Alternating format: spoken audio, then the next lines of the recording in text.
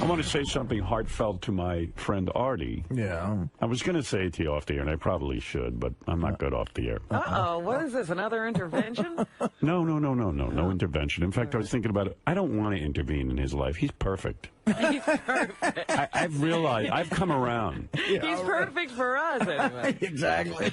Well, here's what I want to say to you. Go ahead. I'm going to get a little emotional about you. Really? I was thinking about yesterday's show. Uh-huh. And I was very, very grateful to you. You stepped up a couple of times yesterday. You particularly shine with Beetlejuice when you went to war with him. It's all the black man's money I got. Gold money? It's my fucking money. So is your money. Fucking Yeah, Jew. so is your tits. You look like a girl. You tell him, Beetle. Then your brilliant soliloquy of The Godfather, your complete memorization of entire scenes from The Godfather was totally entertaining.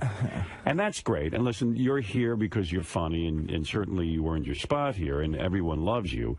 But you've done something that I was reflecting on you this past week. Really? Yeah, and you did something that I thought was terrific and makes the Howard Stern Show very special.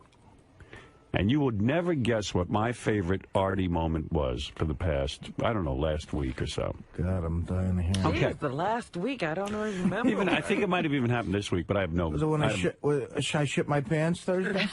Don't get uncomfortable with this. I know. I'm already uncomfortable with it. I'd rather you insult me. We had the cancer kid in here yesterday, and I was here having a meeting with Tim Sabian. I was working on some of the ideas I have for the channel, and it must have been about 2 o'clock in the afternoon, and Tim said to me, Artie took the cancer kid, to lunch with a bunch of people yesterday. Right. Now, I mean, you didn't have to do that. The kid was thrilled and all of that. Well, wait a minute. I wanted to do that. Artie both Artie that from me, and I didn't get a chance. He hid that kid from me. Well, whatever. I was hiding him. Don't feel competitive. You've done your share. But you did that yesterday. And I yelled at the news department for not covering it, but in a way, they didn't cover it. I'm kind of glad they didn't, because it was a private thing, and that maybe it was even more special to this kid. Yeah. I said, how could Shuli sit there and eat lunch with you and not think to bring out his dumb tape recorder? And Shuli was at the lunch. He was there, yeah. The news could have had a half-hour special out of that. God knows what went on. What did Artie talk about? What did the kid talk about? What kind of newsman is Shuli? He's not. He's some sort of stand-up comic that nobody's ever heard of. And then I had a whole incident where Penny Crone grabbed me at about 2:30 yesterday in the afternoon and said, can I interview you about your tattoos? And I said to her, it's funny. Artie just took the cancer kid to lunch. I'm shocked that nobody covered it. She goes, oh, my God, I was standing right here when that all went happened, and I didn't cover it. Oh, my goodness. She's still waiting for the tattoo story. She was. She was right in the middle of the fray. She spent 5 hours waiting for the tattoo story. I turn my back, and then she starts crying hysterically. What? Because she was very upset with herself for I said, Penny, my point in bringing it up wasn't sometimes you don't see something, and maybe your point in not covering it was sort of a nice thing to happen to this cancer kid. And maybe you want they didn't have to make a whole production of it necessarily, but they certainly could have. I wasn't told mad. A story. I wasn't mad at Penny. I didn't feel she missed a story. Sometimes it's not obvious, It just was obvious to me at that moment that might have been an interesting story. That's a pretty obvious story. Oh, there's Penny crying in the hall. Oh, no. I had to cradle her for 15 minutes. Poor Penny. Penny's I think she's losing it on this job. Oh, yeah. She's losing it. She's a terrific woman. I think she lost it in the 60s, but this is not helping. But anyway, what I want to say to you, Artie Lang, Employee of the Week. Yes. Your funny factor yesterday, of course, was greatly appreciated by the whole audience. Right. But the favorite moments I had was when you did these two gestures. Your human factor. That no one really paid attention to. And I thought it was very special. That's nice. That's all I wanted to say. It was weird with the cancer kids because it's like they got a kick out of watching me eat. I could tell. Like every time I took a bite, they got excited for some reason. Where did you take them? We went to Del Frisco's, which is a great restaurant. That's a very expensive restaurant. And too. I'll tell you what, they treated us very nice. We had 10 people. They gave us a room all the way in the back. And yes, it was very expensive. But they couldn't have been cooler. They were both Yankee fans. We talked about the Yankees. And it's funny, like, my guys are old-timers to them. They were like all the old-timers, like Craig Nettles and stuff. And it's funny, I ordered dessert in a way just to please them. I was kind of stuffed. And I said, these guys want to watch me eat a piece of cake. How many sodas did you have? I don't know. I had a few sodas. I had a big veal chop, which was wonderful. What does a veal chop come with? Well, it's like, everything is sort of a la carte. You got to order sides like a steakhouse. So I got a side of a shrimp cocktail, sauteed mushrooms. A side of shrimp cocktail? Yeah. Holy mackerel, a side. Huge shrimp. Like another entree. That's at least an appetizer. Right. I like that it's a side. Yeah, go ahead. And then I had a side steak.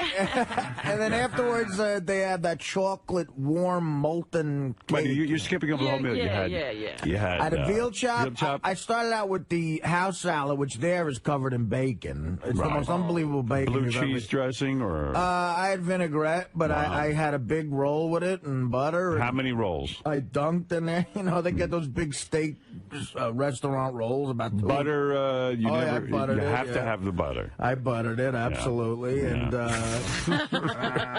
And the veal chop was fantastic. How thick? Oh, very thick. You've been there, Rob. It's great there. And a big shrimp cocktail, sauteed mushrooms, and then, I was a little full, and I had to go back to Jersey to deal with some business bullshit. And I said, these kids want to see me. They kept going, hey, Artie, you want a piece of cake? And I was like, all right, I'll have a piece of cake for the kid. Now, there's an interesting dynamic. You invite you invite these cancer kids, the cancer kid and his cousin, to go to lunch with you, but a lot of people glom onto the action, like Scott the engineer. Well, let me be fair about this. Yeah. Sal the stockbroker, is a good guy. He was going to take, I think they were all going to take them out to Benihana.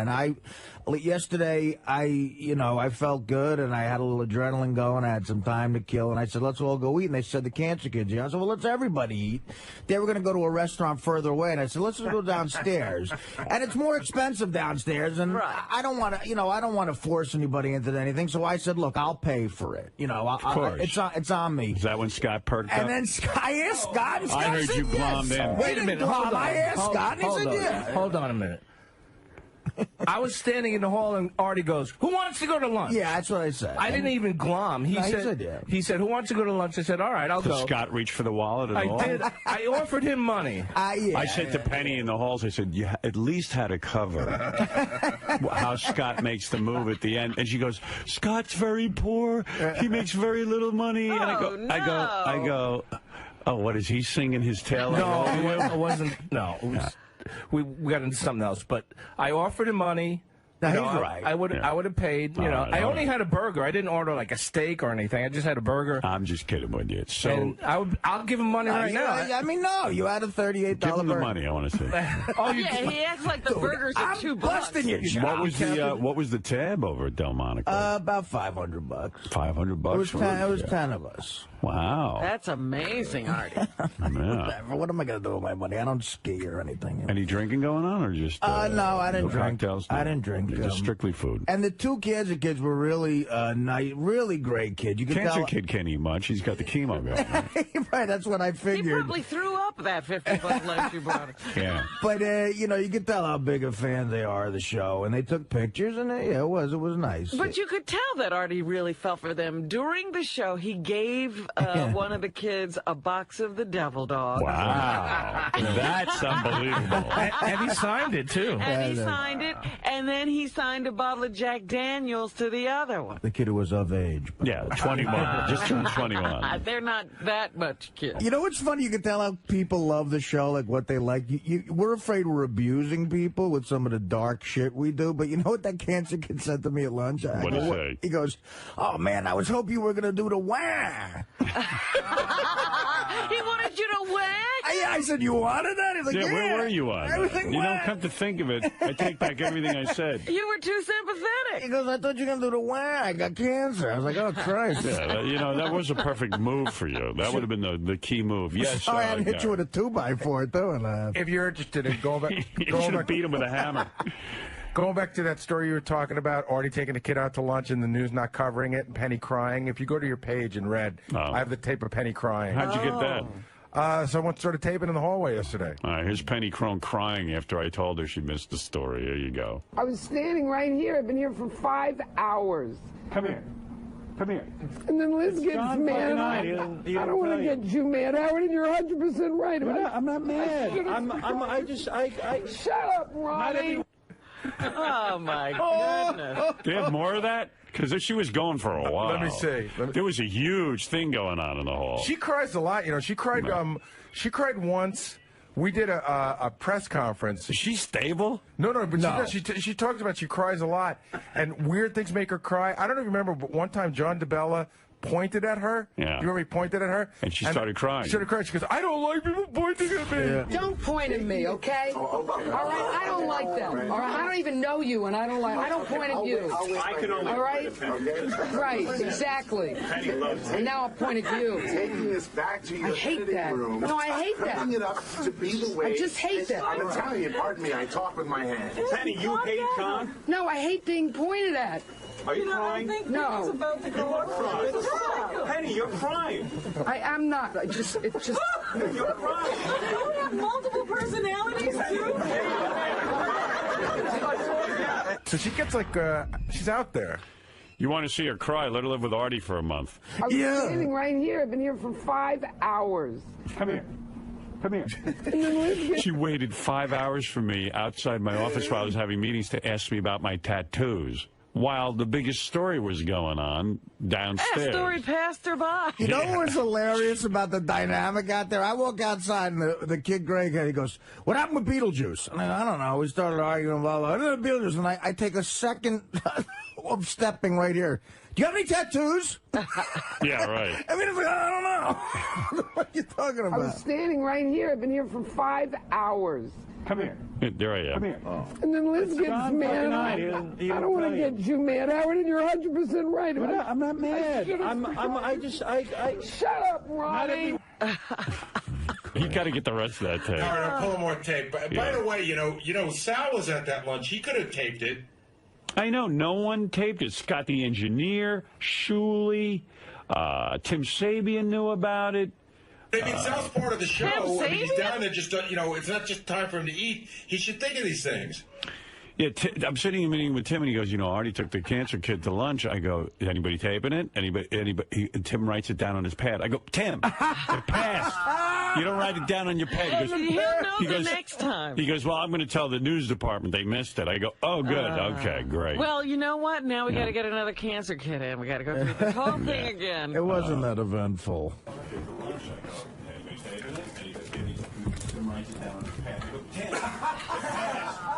Yeah. What do you got in your hand? Howard didn't even catch on. That's it. Okay, the audience did. Greg, fucking, here comes a guy over here.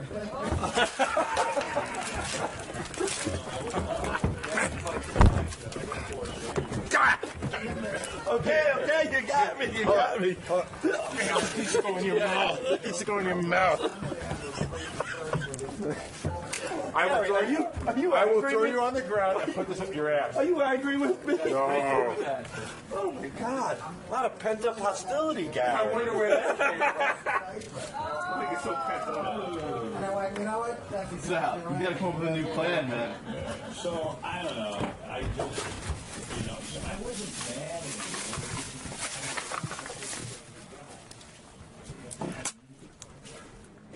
That, if you don't wait around to ask me about my tattoo. Don't be so stuck on your tattoos. Yeah, They get the cancer kid the lunch story. What's great about the news department is they're mobile. They can go after the show and follow. That tattoo story will be there tomorrow. Yeah, that tattoo story, I the question, how many tattoos do you have? I got 3. Where are they?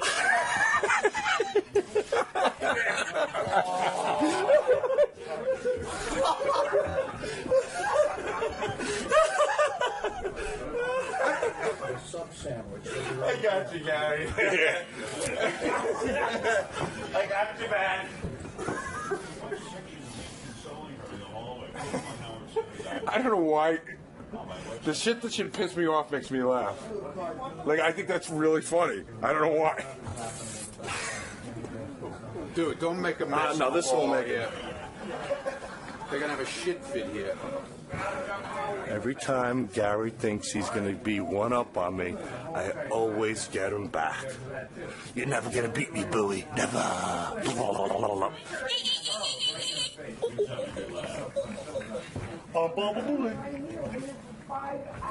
Well, I would have liked to have heard the conversation, a report on what you were eating. It would have been nice to hear the kid say, Artie, I thought you were going to hit me with the wing. The kid made a great joke, though. Like, down there, they have those great desserts where they put that chocolate molten lava cake in this little, like, cradle of that looks like, you know, a breading thing. Right. And it's I'm enjoying it and everything, and the cancer kid goes, that looks like Beetlejuice's diaper. And I went, oh! No. And I went, you know what? That's exactly right. That's exactly what it looks like. Yeah. So, I don't know. I just... You know, so I wasn't mad at anyone. I was trying to sort of say, hey, guys, we got this whole news department. Don't wait around to ask me about my tattoos. Don't be so stuck on your tattoo story that you miss the Artie taking the cancer kid to lunch story. What's great about the news department is they're mobile. They can go after the show and follow people around. That tattoo story will be there tomorrow. Yeah, that tattoo story. The question is, how many tattoos do you have? I go, 3. Where are they? I go, my pinky, back of my neck, and my arm. Oh, what are they? I go, it occurs to me, Artie's having a cancer kid for lunch. Why are you guys not covering that? They won't cover that, but if Artie's throwing up on a sub sandwich, they'll be right there. And then Penny goes, oh, my God, I was standing right there. And then she started crying. And there's a bunch of pictures of me consoling her in the hallway. Put them on howardstern.com on my website where I can't find anything. We should do a cartoon, like a political cartoon of 9/11's happening in the background, and Penny's asking somebody, where's they have a your tattoo? Yeah, it's great. I was standing right here. I've been here for 5 hours. See a plane going into the building? You're going to make her cry again. It was like The Godfather. She was like ready to hand in her resignation. I go, Penny, there'll be other stories. I don't want to get you mad, Howard, and you're 100% right. I'm not mad. Shut up, Ronnie. Ronnie's fun to have around in that situation. Meanwhile, Penny's crying hysterically. Doug Goodstein walks over, and he takes out his camera and starts taking pictures of a hysterical woman crying. That was actually video. I was shooting video. I have the whole thing on videotape. Oh, do you? Yeah, that was a little video camera, and I took stills. Those are the stills from the video. Do you have the sound? Yeah, that's what you're listening to. Oh, that's no kidding. Yeah. More, Howard. Oh, great. That's your film for the film festival. Doug has become completely desensitized to people's feelings. Like in Vegas, if I had started dying, you would have set up camera angles. Yeah, they wouldn't have called anyone. I even said to Doug, you're sitting here laughing at Penny. I go, you're from in demand. You guys should have been down there filming lunch. I learned about it when you did. I didn't know anything about it. Yeah. But the funniest thing, talk about desensitized, is Ronnie was sitting there giggling the whole entire time. I have a couple of frame grabs of that, too. But he's literally he's like chuckling, like right in her face. Oh, right in her face. He was having a good laugh. So funny. So was I. I was standing right here. I've been here for 5 hours. Come here. Come here. And then Liz gets mad. I don't want to get you mad, Howard, and you're 100% right. I'm not mad. Shut up, Ronnie. Shut up, Ron. There's still a way to cover this story. They can get in touch with the kid and see what it was like for him and the whole thing. Moment's gone. No, I'm not saying they can capture that moment. It's still a story there. Hey, Howard, if you go to CD1, just because I wanted to get it to you quick, it's the entire conversation out in the hallway. Oh, good. I listened to the first minute and a half, and I just wanted to get it in. All right. Penny, you gotta relax, man. What's going on, Penny? Penny, I'm worried about you. Man, you're locked up. Like a loser bin over here.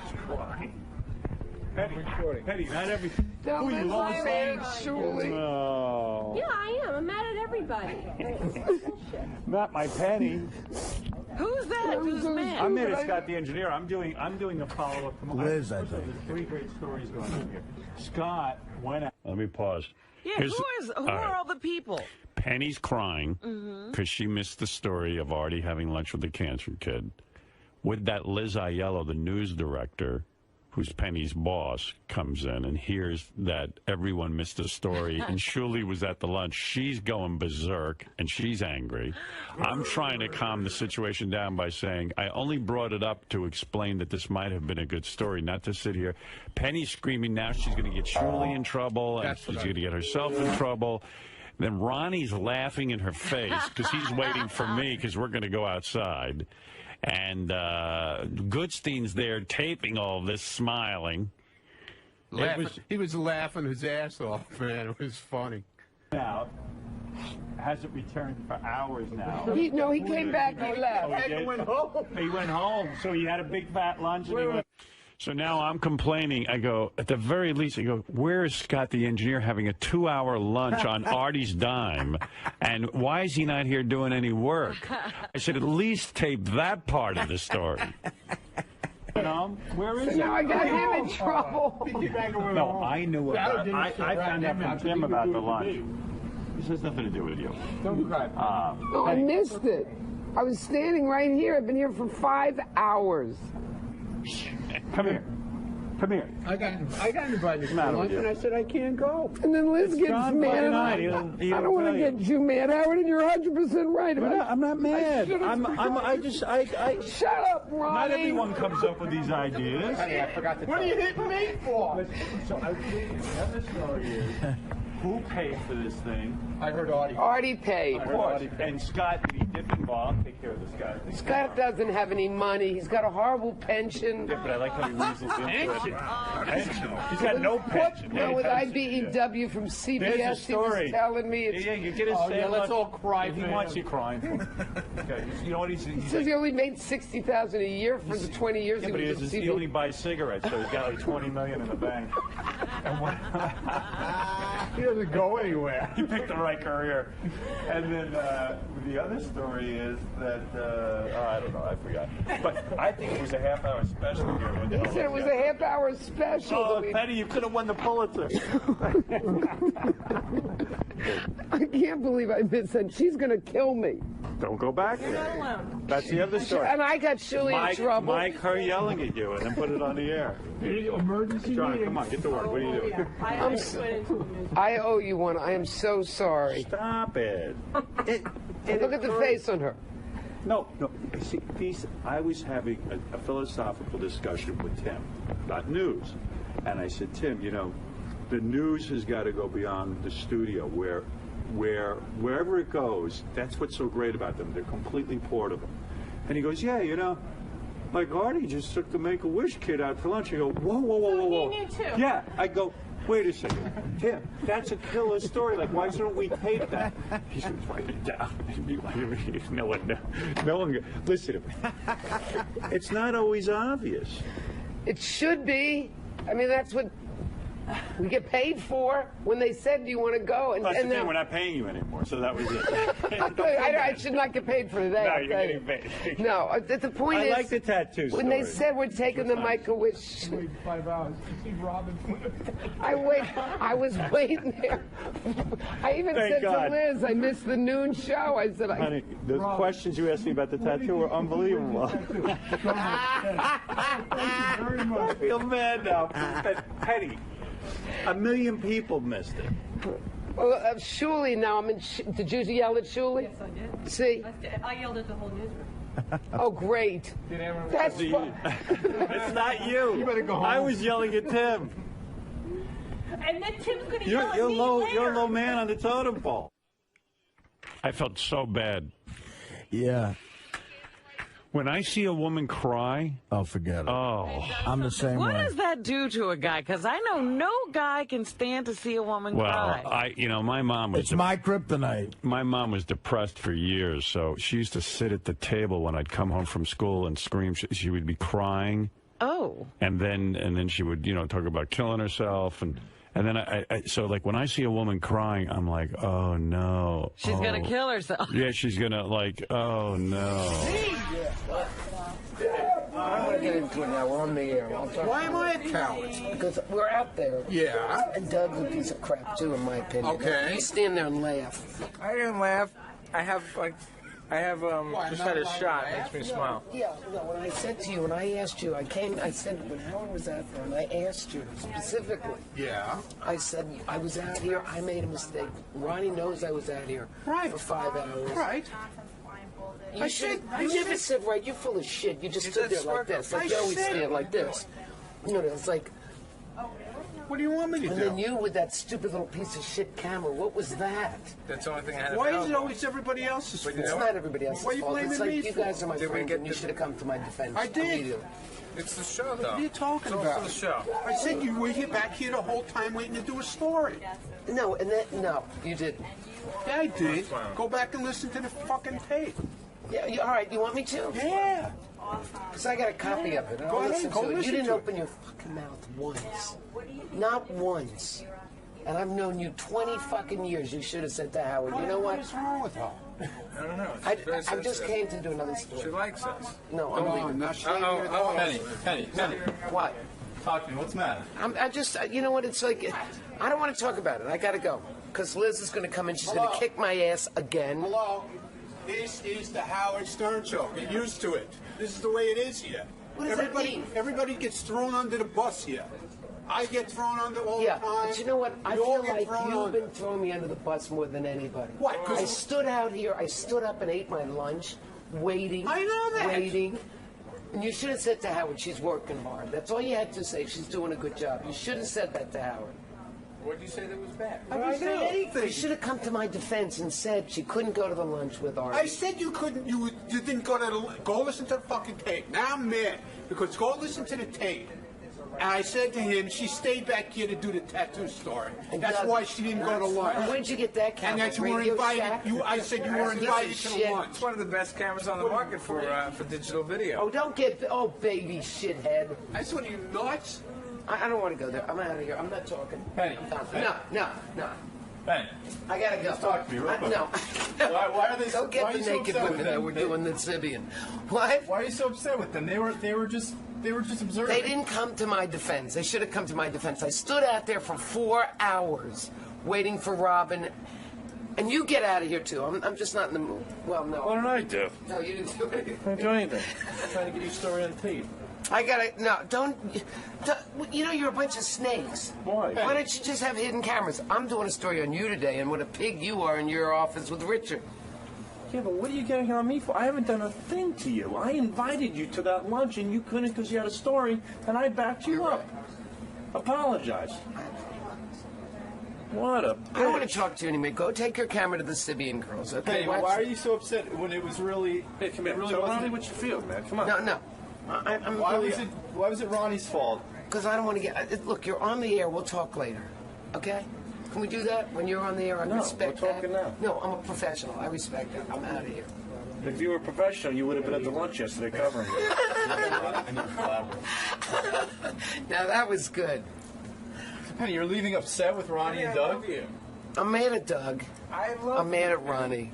When Howard came out, they should have said, Penny's been here all day. I didn't know that. I just got back. I just walked in and saw you for 2 seconds. I was out all day myself. What's your problem? What's this? It's a It's piece of something. shit like mine. It's something you should have brought to the You and I lunch are yesterday. friends. You had two beautiful... It's a recorder that you should have brought to the lunch two beautiful girls yesterday. sitting on the Sibian. Why? What do I have to do? Uh-oh, you're He's hurt.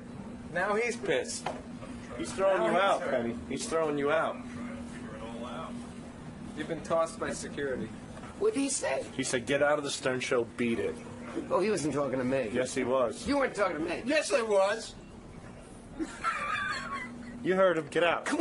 We are on the. They are on the air right now, George. Are they? Should you not respect a little piece, like when Howard meditates? Well, why did you come back here and start a whole? I came back to talk to Lisa G. No, you about. didn't. You started a whole shit with No, me. you Why did I started pick this it. up with you? You started. Would you take that camera and shove it up your ass?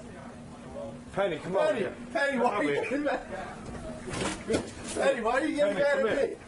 Penny, Penny. See, with this camera. Penny, why are you getting mad at me? Don't you have two beautiful women sitting on a Sybian? What the fuck are you doing with me? Now, Liz is going to get mad at me. You better go to bat with me. Tim is another issue, Sabian. He's another... What are you doing with this thing? Come on, I'm recording What is that, you faggot? It's a recorder. Stop. I'm going in the NFL offices. Can I come in? Come on, these guys have to work. Don't do that. Yes, Scott. What are you going to tear me an asshole for? I mean, because you weren't here, you're glomming off Artie's free lunch for the cancer. The second time I've gone out to lunch since we've been here. No. I to look around the room. Whoever's having a good time, I like to pick on.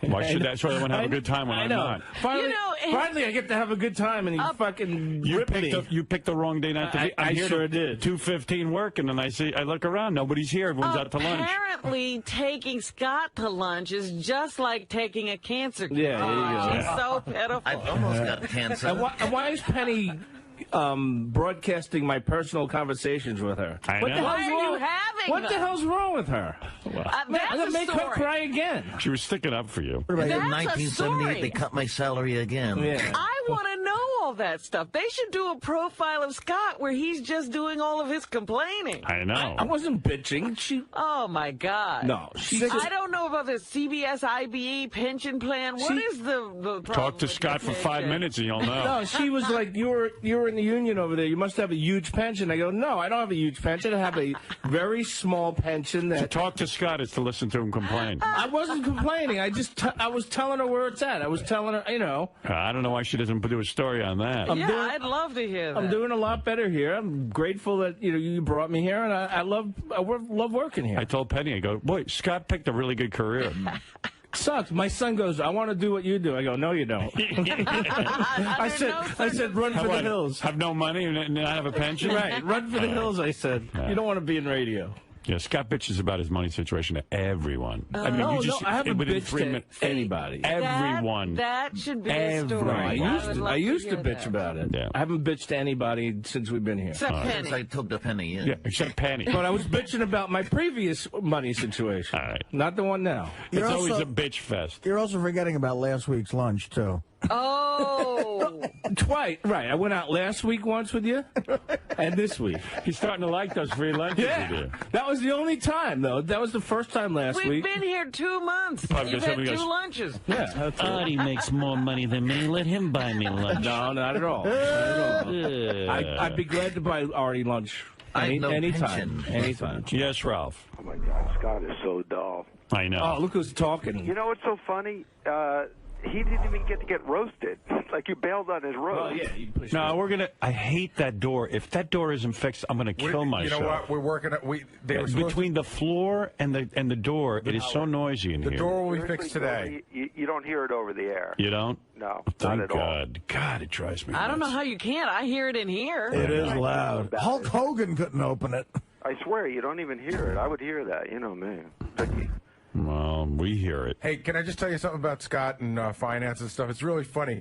The day I met Scott, right, the first day he ever worked for us, he had been out of work for a year at ABC. Not a year. Or whatever it was. Yeah. But he had a kid on the way, and within the first 10 minutes of talking to Scott, I found out that he hadn't worked for X amount of time, that he'd maxed out all his credit cards, and that he was deep in debt. Yeah. And he hasn't stopped talking about money since. Yeah, and everybody likes to be around a real upper like Scott. I've been in debt since then. No, but I mean, the day I met him, like, I knew him for 5 minutes. He's like, That's nothing. The day I met him, he goes, I was an engineer at WPLJ. They never paid me. My first wife, I finally saved up enough money for a house. And then my wife left me for the gym instructor. And then she got in shape and she left me and she took the house. Scott, you know what? You know what? Why don't I go in my backyard and hang myself? Scott, you know what? I don't want to pile on, but talking to you is not exactly like talking to Tony Robbins. You know, Howard, is there such a thing as an unmotivational speaker? if you're like a room full of Type A executives and they just want to chill, they just talk to Scott. Scott's for a guy who think a little bit too good about themselves. What about a career as an unmotivational There you speaker? go. Listen, You can make a lot of money that way, You're right? right. You can transfer guys who are arrogant assholes. Yeah, for people who work too hard and workaholics, you lecture them on the joys of doing nothing. That's right. And complaining. The other rap with Scott, you're going back to what he was at ABC as an engineer. I got before that, he worked in recording. You know what I mean? I've Worked on gotten that records, rap too. which was a much higher level of what he's than what he's doing But the now. best rap is how he finally bought a house and then the ex-wife took it. That's the best. She didn't take it. I know the whole story. Yeah. We had to sell it because she wanted the money from it. And do you know what that the apartment would be worth today? He told me a classic Stern Show history story too that he reiterated me yesterday. Once when he got the free toupee and a wig, and it did nothing but irritate his head. And it had to get pulled off. I said, "You got any money on that?" He goes, "No, they just gave me the wig for." They gave him a free toupee, and he just got bumps on his head. Yeah, I said, "You got no money?" He's like, "Nah, they just gave me the wig for free." That irritated his head. And they glued these snaps to his head, and then he'd snap in the toupee. Every time I take it off, it ripped my skin off of my scalp. Look on the bright side, Scott. At least they didn't do surgery on your head. But you knew it was toward the end of the week because Scott never cleaned the toupee for a whole week. No, I did. No, he would take it off and shampoo it, but I'd wash my car with it. But when he did it by himself, it looked really nasty. But then when the people came in who were the sponsor, they were embarrassed. They would fix the toupee. Right. It was great too because it didn't even look real for a second. No. There was a maintenance thing going on. You know, they did the thing, like they advertised for 6 months, but Scott kept it for another 6 months. Right. So then at that point, they're like, listen, you're on your own. And there was a maintenance that was pricey that Scott just didn't want to do. Correct, Scott? That's when my hair left me again. I think that's when we attached the fishing pole to it. Yeah, as soon as somebody wasn't a sponsor, they would bail out on Scott. Leave poor Scott in the lurch. But wait, now everyone's used to my full head of hair. And the thing was like you had to have it cleaned every 3 months, and it was like $100. And Scott's like, I'm not paying that. Scott You know what I was loved? constantly leaving him. What I loved about him was that he would then, after wearing the hair for 6 months, since they wouldn't pay for it anymore, he took the hair off, and then he looked balder than ever. Because we're used to the toupee. It's terrible. Suddenly it was like, oh, my God. It was so funny. We had so much fun with I look at Scott's pictures bald of head. me with that now, and I'm like, how did I ever want to wear that thing? Scott, could you do it again just for old time's sake? Yeah. Well, all I Where know is that thing? like, I would see him and he looked horrible with the toupee, and then he'd take it off, and I go, he looks even more horrible without it. I remember because it was like, when he first put it on, I'm like, you do look a little younger. You know, it's funny. I brought in my wedding video. You know, we're working on that for In Demand. We're pulling clips from it. And Scott's at my wedding, and he's bald. Yet he looks like he has more hair. Like I think he's gone balder. Oh, of course he You know what I has. mean? But he's shaving remember it when off we now. had that one sponsor where Scott had to shampoo his head every night Yeah. and scrub it no. get some He hair had to come out? He had to scrub it and then suction cup it. It was like a massager. It was like it was. And he was convinced hairs were growing in. No, I see baby hairs. It's working. I see baby hairs. I was suctioning last night. I'm like a baby porcupine. Did you get paid for that? No, I never got paid for that. Look at my quills. I think it would be great, like, if you really started a business where you were an unmotivational speaker. You'd be the only one in the country, and you get up there and go, hello, executives. You are all working so hard. I'm here to teach you the opposite. The yang to your yin. I'm here to tell you that the words I can't are okay. I'm here to tell you that dreams are impossible. I'm here to say you too could be a loser. And it's no shame. There is an I in team. It's beautiful. And I'm a loser. It is beautiful for all of us to accept that we're just another cog in the wheel. I'm here to tell you that clouds have no silver lining. They all mean rain. So many of you have spent your lives searching for the spotlight, to stand out from the crowd. As one who has never stood out, I am here to tell you there's a lot less pressure if you live like me.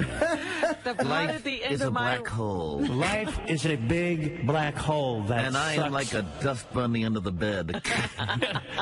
Now, in conclusion, I would like everyone to stand up and shout out, I am a loser. I want you to go to your windows and say, I'm mad as hell, and everybody yells back, who gives a fuck? I'm mad as hell, and I'm going to continue to tape this. Howard, you know what's great about Scott? Everybody there is having the time of their life, except Scott. He still looks miserable. Yeah. Yeah, everybody here is super happy. It's serious. You know I am what? very happy here. What are you kidding me? Let me say this. I'm a When we got zippity-doo-dah. here, the first week we got here, or, you know, it was, I guess, one of those shows or days that we came in to learn the equipment. Yeah. We were all standing around and everybody was talking. And everybody had the same question for Scott. Was he going to be able to move faster here than he ever did at K-Rock? You know how slow he walks? And for the first week, Scott tried to quicken his pace. Now he's back to that same Yeah, then I pulled my back out, and that was the end of that. He almost had a heart attack. I wasn't comfortable moving quickly. Yeah, see? See what happened? For all of you executives who stress out and race from task to task, I'm here to tell you, slow down to a snail's pace. Do I look like Carl Lewis to you? No stress. When the world says move faster, I say, no way. Like, you know who needs Scott? Unmotivational tape from Scott is that guy on that show Blowout. Johnny, whatever. The Jonathan Hair Products guy. Right. He needs a few notches knocked off his fucking belt. What are you doing watching that show, Artie? I was watching it last night. Artie, we found your little gay spot. There's smoking hot chicks on it. Yeah, whatever. You know, if I can be of an inspiration to all of you at all, I want you to know that eventually the sun itself will burn out. There is no point to anything. And everything will go cold, and will freeze. You will all die one day. Thank you and good night. Enjoy your penthouses. Global warming will make Manhattan underwater property. Yes, grow fins and gills like me. You just send Scott out to like the new school or like those places that have those little classes. Oh, the learning annex. Learning annex. Yeah. I have learned. How old are you now?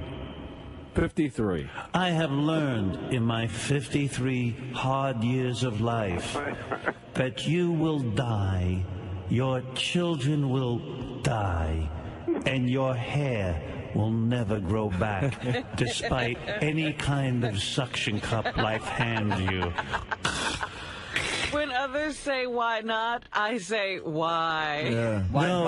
When others say, why not, I just stare off at the wall.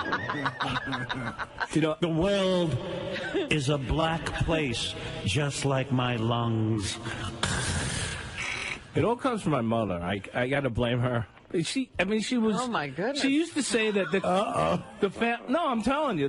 Welcome to meet the strength.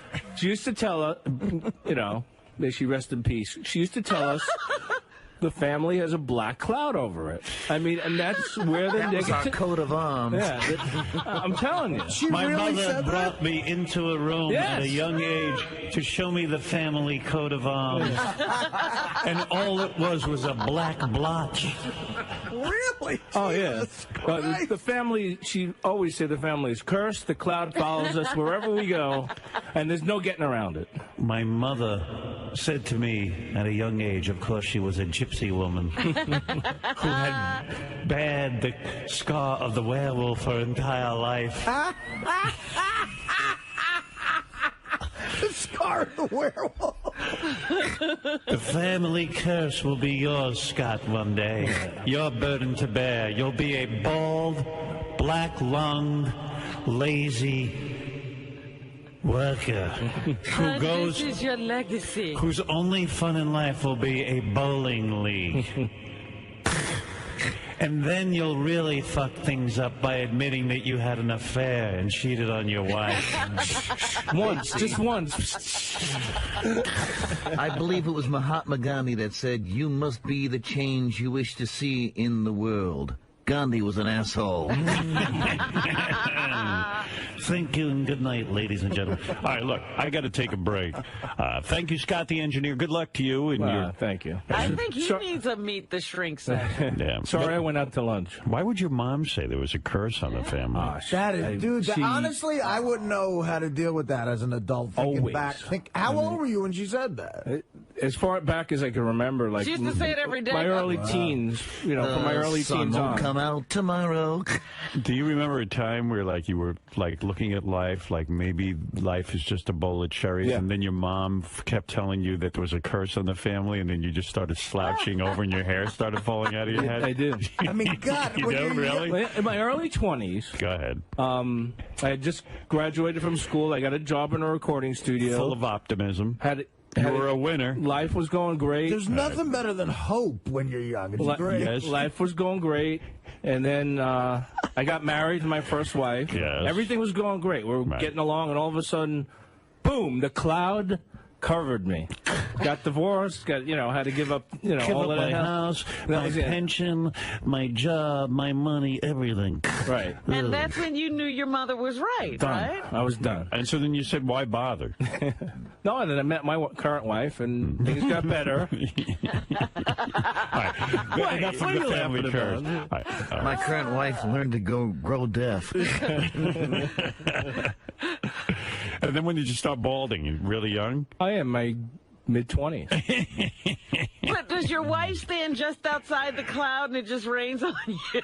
No, I bring everybody into that cloud. I think anyone associated with the family has the curse. Did you tell your son that he has no hope to stop dreaming? Yeah, you don't give him that speech, do you? No, I don't. No, never give him that speech. Son. I mean, my sister is cursed, and she's got the whole thing going on too. She started growing hair on her face. She's bald too. What do you mean? How is she cursed? Oh, I can't even get into that. I don't even want to know about that. The family curse. Oh my God. Well, I'm sorry to hear about your curse. I was just brought up to be very negative. I'm never happy with anything. It's just one of those mental wacko things that people go through. Some people have ADD. I have negativity that was bred into me for some goddamn reason. Who knows? Does it piss you off, though, when they talk about it on the air and they bring you up? Howard even went as far as to mention you as an unmotivational speaker. Perfect field for me. I think I can do very well there. It's just amazing. Like they said, you open a funeral parlor and people will stop dying. So you're born to lose. Absolutely. When I first came to Sirius, I looked in the studio where Sal and Richard were. And it's such a beautiful, clean, neat working environment. You should see it. It's all high-tech, and it's really... Yeah, they've got tons of equipment. Yeah. It's amazing. And now, in 2 short months, the room is filled with just garbage all over the floors. There's garbage everywhere. And really, Gary, the 2 guys today should go in there and clean out everything, throw everything out, and let's keep this place looking pristine. We've got a nice work environment. You know what? I was going to talk to you about this. I think it is their office, so I didn't want to give them a hard time on it, but there's lots of pictures on the walls of, like, porn chicks and naked chicks, and I know the door is closed, but sometimes it's open, and it just didn't seem appropriate. Am I off? I don't mind the pictures so much. What I do mind is the intense garbage all over the floor. It's turning into a dumping ground. And what I need you to do is take all the interns, bring a big plastic garbage bag in there, and anything that's on the floor just throw out. No. That's what my mom used to do to me in my room, and it totally emasculated me. This is stuff from the mail that we got to go through. See these boxes? These are boxes from K-Rock that we still need. And all this stuff here is for the movie. This is all movie props. Me and Rich are liking this way. This is our mess. This is all mail that people send in that we got to go through. Yeah.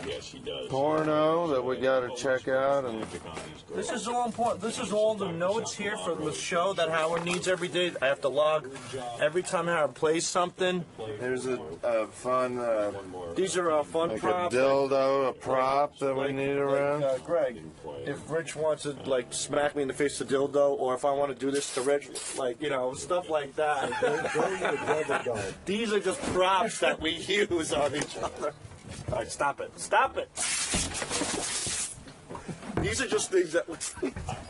All right, very good. Listen, we'll meet the girls and we'll get a lot more. These are just things that we do every day.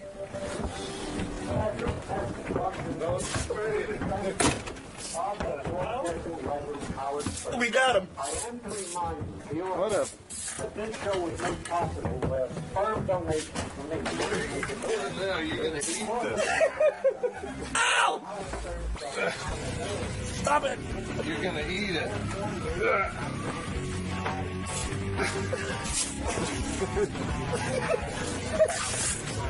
Okay. I've had a problem. Leave me alone. All right. Okay. You see, you can never mess with this guy because he just doesn't stop. You started. You're the one that bought this crap.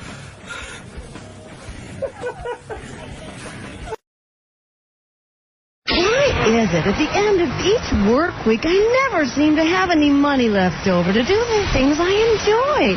I wish there was a way to receive products and/or services at little or no cost. Well, now there is. All you have to do is master the art of fellatio. Fellatio? What's that? Fellatio has been around since the Greco-Roman era, and literally hundreds of millions of women have used this ancient art to get virtually anything they wanted for free. Wow! Here's what women are saying about fellatio. I've lived in my apartment rent-free for the past 6 months. I got the cable guy to give me free HBO. I mastered the art of fellatio and rode across the country for free from truck stop to truck stop. I don't know. Not convinced? Watch this. Sorry, ma'am, you're illegally parked. I'm going to have to tow your car. I don't think so. Come here. Or maybe not.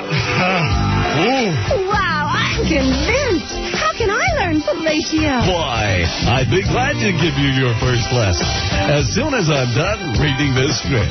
Gee, thanks. Hey, don't thank me. Thank fellatio. Whoa. Get ahead in life. Learn. Good morning. What's happening? Hey. What do you say? Hey now. Yeah, Hey now. we love it here on a Monday. Hey now. There's nothing like getting up early on a Monday. Yeah, a little calisthenics. Yeah, let's go. 1, 2, 1, 2, 1, 2. Squat thrust. Oh, man. And how are you? We got a big show for you today. I think we have a big show for you today. All right, I lied. We don't have a big show for you today. How was your weekend, Artie? It's good. I went over to the office on Friday night. Oh, did you? Yeah. I didn't know what you meant for a second. Stupid me. What was doing at Scores? I was getting up there. You know, I had to meet a friend of mine at a club around 10, and I was with a buddy of mine that I grew up with, and we went over before we went to the club. From like 9 to 10 we went. Yeah. And it was... a little visit to the office. Yeah, a little office work. Yeah. And Lonnie took care of us. It was great. Very relaxing. So it was you and 2 guys? Me and my one friend, Mike. And then we met some other people at this club later. What about your chick? She didn't care? Dana wasn't around Friday night. She had stuff to do with her friends, so... Boys' night out? Figured out, go to the office. There you go. I love that. I was telling my buddy we're going to the office. Yeah. It's tacky to say Scores. You say you're going to the office. Right. I think you're changing the name of Scores to The Office. Go to the office. Some orange mother effers. Oh, did you? Were you hungover like a mad dog? Saturday was rough, yeah. Because I ended up eating. Yeah. Any of those mixed drinks with lots of sugar in them? Yeah. Instant hangover, dude. They ruin you. They ruin you. Completely dehydrated the next day and... Horrible. It's fun while you're doing it, though. Yeah. That's good. So that was cool. Yeah, I had a busy little weekend. Did you? Yeah. I was busy. I'm debating whether I should talk about it now or wait till after the commercial. Really? You know. Let me see. Let me do some calculating. You know, the show is very calculated. I have it all plotted out in my head. All right, I'll take a break here, and then I'll tell you all about what I did. And some other interesting things that are going on here around the radio station. And we'll get to your phone calls, too. But first, this. What message would you like to send to Howard Stern? To whom? We're first going to take a call from Bob in Bowie, Maryland. Bowie, rather. Excuse me. Have you ever had a desire to mind meld with Howard Stern's penis? Oh, thank you very much. You're listening to the Howard Stern Show.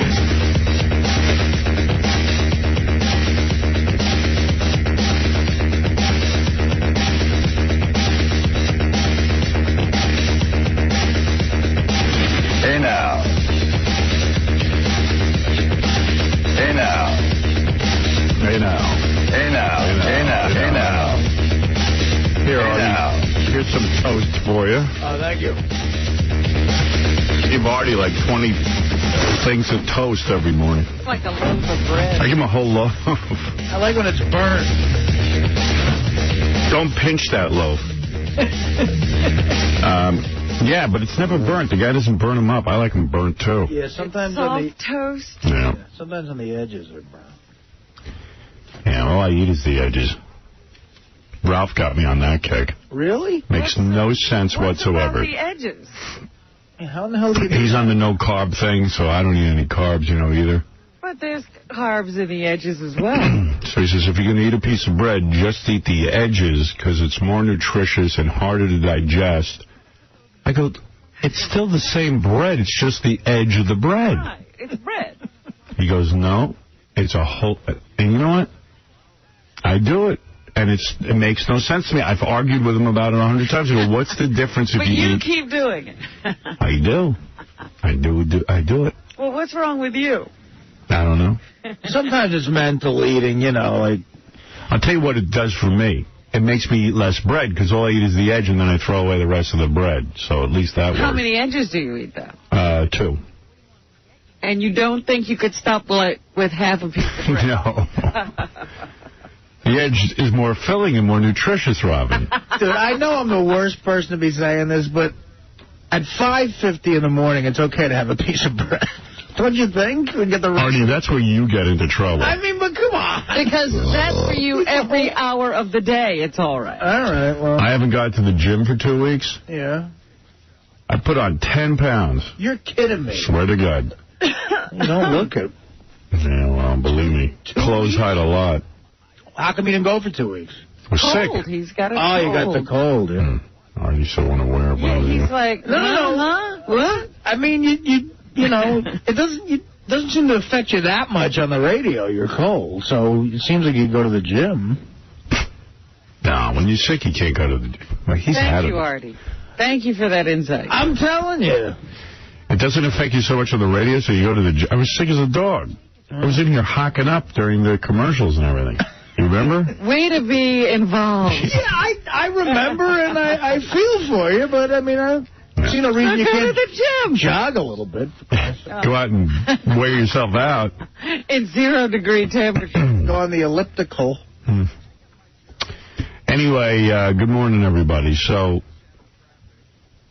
there's plenty to get to, and I know there's a lot of people on the phones, and I'll get to that in a second. But so, Friday night, I was invited to go to Marco Battaglia, the football player, Pittsburgh now. We'll go to his surprise birthday party, which I RSVP'd and said I would go, but then I realized I had my daughter Friday night, so I couldn't go. I missed out on that. I didn't get to go to Marco's big surprise birthday party in Brooklyn. Wow.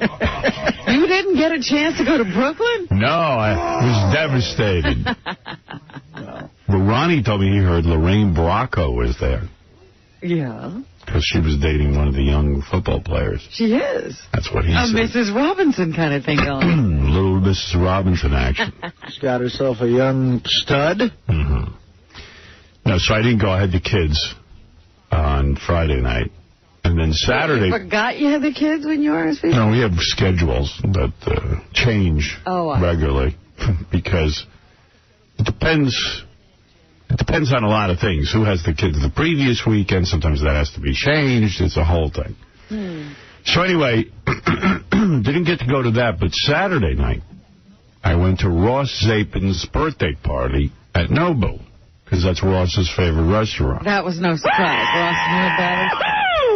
Ross knew about it. His girlfriend called everyone up, and called me up. And said, why don't you and Beth come to this birthday party where you'll have dinner? I said, great, I'd love to. And I even got Ross a nice birthday gift. And who's sitting at the table? Baba Booey. With his beautiful wife, Mary. We don't call him, but Ross does. I was curious to see who would be at Ross Zapin's birthday party. Sitting there was Oedipus from WBCN, the program director, who's a great guy. All the program directors paying homage to the great Ross? No, in fact, Kingston was invited. Kingston's a rude guy, I decided. What did he do? He just, because Ross is a record company guy, Kingston has some power over him because Kingston adds, the records to the radio station playlist.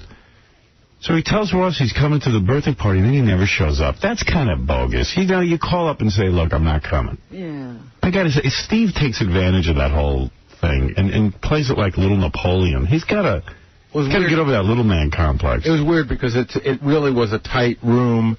And the tables, the seats are tough to get. You know what I mean? But it just makes, Ross feel bad when he invites someone, especially someone who's important to him like Steve. And the only reason he's inviting Steve, because Steve will yell at Ross that he wasn't invited and hold it against him. And then he invites him, and then it's like... Right, he could have had, somebody he really wanted at the party. Yeah, it wasn't like everyone wanted Steve there. But Steve takes up the seats and then doesn't show. Yeah, because he's so important that he might have something more important to do. Right. Now, you realize that we were at Ross's East Coast birthday party. Yeah, I know. He had a West Coast party. He had a West Coast birthday party a few nights before with, Linda Lopez and Booker and Rich. Well, Ross is a big guy. Big guy in the entertainment industry. Well, yeah, he has to celebrate on both coasts. You'd feel left out. So it was Baba Booey. Beth and I sat next to Baba Booey and his wife, and Ralph was there, who I knew, and Oedipus. Who else was there? Ross's friend Yogi. Yeah, and then a slew of Ross's buddies. How many people? 15, 16. 16? I'd say about 20. No, I think it was supposed to be 18 with Kingston, so I think it was 16 people. It was 16 people at the table. And about more than half I didn't even know. And I couldn't really talk to them. They were all the way at another table, like all the way at the end of the table. Right, that was one of those long tables. Yeah, it was a round table connected to a square table, and everyone at the square table I didn't even get to talk to. But everybody an important player in the industry, I found out. Like the girl next to me was an editor at Vogue.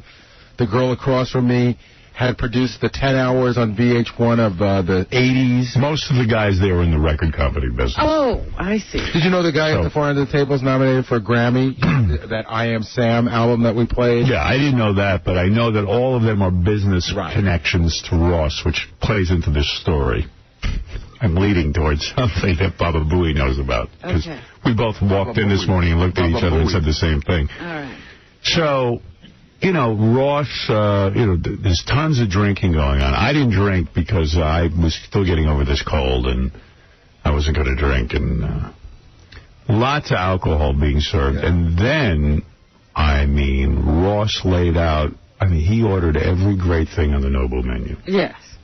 In threes. Everything. And I actually felt bad because at the end of every course, there was so much food left over, you could have fed Korea. Oh. Korea itself could have been fed. And I understand they need that. Yeah, they do. If you saw 60 Minutes last night. Yeah, they really need it. Yeah, fun place. Yeah, well, part of them can have it. Yeah, they should have a nuclear program. That's what I think they need. Yeah. So we're there, and, you know, excuse me, I'm sorry. Goodness. No, Artie says you should have run last night. Yeah, that's what I should do. You run through a cold. There you go. Korea needs a Nobu, is my point. Yeah. So anyway... they couldn't afford it. No. So anyway, I was over my cold until I had to wake up this morning. Oh, don't ask. So, anyway, so we're there, we're eating, doing our thing. End of the night comes. The bill's sitting on the table. It's just sitting there? Well, the bill comes. All right. Now, I'm assuming when I'm invited to a birthday party and Ross's girlfriend's calling me and inviting me to a birthday party, I'm not paying for the birthday party. Right. So all of a sudden, all the guys start throwing their credit cards in. About 5 of us, 5 or 6 people, and I was like, geez, I thought this was a party. So Ross goes, no, I don't want any of you guys paying. Now, meanwhile, if you didn't want us paying... You would have never had that happen. You arranged for the bill to be paid ahead of time. Am I correct? You were thinking the same thing, I assume. Yeah, I thought that it was paid for, but when everyone threw the credit card, I was like, all right, I guess so. Because even Gary said, tell your side of the story. Well, you know what happened was, first of all, this is one of probably the second or third times that I've been married that I used to drive home. Right. Because I drank a lot. Right. And she was fine with it. Yeah. So the bill comes, and I throw my credit card down, and they bring it to me, and I put the tip on, and I pay it and everything. And, and then at one point, cash started coming my way, but somebody said, just stick it in as a tip. But talk about your wife or eating. Oh, that thing. My wife doesn't eat sushi. Oh, God, so she hardly ate anything. No, so at one point, I said, honey, can you eat anything? She's like, no, it's okay. And since she figured Ross was throwing the party, I said, let me order you something. She goes, no, it would be not polite to order something. Ross has a menu, and he's footing the bill here.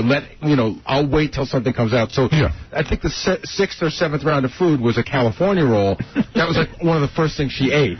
Right. So she hardly ate. Because she didn't eat a thing. We never saw a menu. Right, because Ross ordered everything. He had a set menu. He invited a bunch of people for his birthday. Decided to spend a lot of money. Yeah, and by the way, Ross is a wealthy guy. Yeah. If it was a guy who didn't have any money... I can't believe he did that. It was the weirdest thing. So we're sitting there, and then, the bill comes, and I'm like, I guess we got to deal with it. So I put my credit card in, a bunch of other guys do. And again, at Nobu... Some people's credit cards weren't, some people... They gave some people back their credit cards? Like Oedipus didn't pay. Well, Oedipus's credit card, he claims, fell underneath the dessert. Yeah, I don't think he was trying to. No, he wanted to pay. He wanted to pay, but Ralph doesn't appear to own a credit card. Right. Well, but he does. It would get rejected, so... Whatever. And all the people, now, first of all, for Ross, this is a business expense. He essentially threw a party for all of his business friends. Right? I mean, didn't you think the same thing? He could definitely expense that since he had so many contacts. Please, it goes on. He invited every person in the record business, and he had a program director from WBCN. Yeah. I always think that when it comes, I talk to guys in the business that expense something, once you're at the table, it doesn't matter how many people are there, it's an expense. Right. In other words, because you have the ability to pay. I don't know, it was really weird, and then, plus I got him a pretty expensive gift and everything. I was just wow, you paid twice. Yeah, so all of a sudden, I get the bill, and I realize it's about The bill I heard, the whole bill was like $2,000. Uh-huh. And what? Well, the bill was $1,870, but that didn't include, when Ross eats there, Richie knocks money off the bill. Yeah. So I was going to say, that sounds light. Yeah, no, so we added it up. I think there was about $650 that, it says Richie, $100 off. You know what I mean? Right, but whatever. The bill was about $1,800. Almost $1,900. I ended up paying $500 or $600 for dinner. Did you really? You must have left something. Because I saw the other people weren't even leaving a tip. Oh, really? Yeah, like maybe $50, How many credit cards? I mean, how are they splitting this up? Did anybody? Here's what happened. I don't know. I'm not going anymore. I'm not going any more birthday parties. Listen, I know I can afford to pay for dinner. Just saying, why would you invite me to a birthday party? That's like, you invite me to a birthday party, I got to pay? At the very least, you say, we're taking Ross out to dinner. Not you're invited to Ross's party. No, Melissa, his girlfriend, threw the party for him, and she had us pay. But I'm saying, if you were having the idea that people are going to come and pay for this party, you have to somehow let them know. Right. Like you say, we're taking Ross to dinner. Would you like to come? We'll all chip in and pay. Fine. That's fine. But if you say, I'm throwing a party, that doesn't mean show up with a credit card. Yeah. I didn't want to be a schnorrer, so I just paid. And I left a huge tip because I knew no one else was leaving a tip. Well, here's what's really weird. There was probably 18 people there. Now, Ross has treated me to a bunch of stuff. I wasn't expecting to pay, but I wouldn't complain on that issue because he's treated me a million times.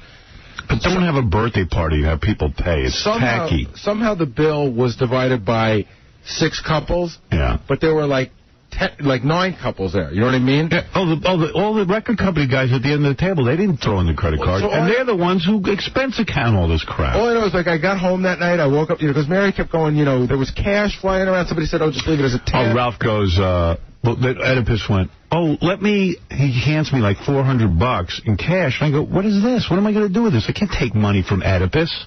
Now I'm paying... Yeah, all of a sudden it's your party. Somehow you're handling. Now all of a sudden I'm handing the finances. I go, Oedipus, I don't want your money. Meanwhile, what is Ross doing while all this goes on? Oh, he's like, I should pay. I should pay. He's making the move to get the credit card and stuff. See, my headache was I woke up. And what does Melissa do? Because she ignores. She's out the door. Ah. Yeah, that's her move. She doesn't get involved in finances. She leaves. See, my biggest issue with the evening was when I woke up Sunday morning after I sobered up, I realized, in essence, I had treated Ralph to Nobu. Yeah, Ralph. I don't even mind. I don't even mind treating Ross. I treated record company guys all the way down at the end of the table. I don't even know. That you never even spoke to. I figured out that if the bill would have been split up appropriately and we treated Ross and Melissa, it would have been about $200 a couple. That's right. Instead, it was about $340 before tip. Yeah. Ralph reached in and got his cash out. I think he put down $40. He kills me. Yeah. Just don't even look toward him. That's good for Ralph. Don't even look at him for money. Oh, I didn't. Believe me, I didn't. I told the story to somebody this morning, and somebody goes, isn't Ralph ashamed? I go, not even a little. No. He feels you should pay for his dinner. Well, because he's so delightful. He's such a wonderful companion. We need him there. Like, I understood that Oedipus didn't... I understood... Now I'm handling the finances and the credit cards, and I'm like, what? How is this relaxing for me? Don't invite me to a birthday party where I got to pay. Isn't it like a sock in the stomach, though, when you're sitting there and you have nothing to do with how much food is coming out to the table, how much drinks are being served, and then all of a sudden somebody says, well, where's your money? It's like, wait a minute. Especially at somebody's birthday party, and he's inviting all his business associates. These are guys I don't even know. I don't know Yogi and... Well, Yogi's the only one there that isn't in the business, but everyone else, one guy... one guy walks in, this guy, he's the president of a record company, and I'm like, why am I paying? And he's not even reaching into his goddamn pocket. He doesn't move. He doesn't make the move. Yeah, Mr. President of the record company.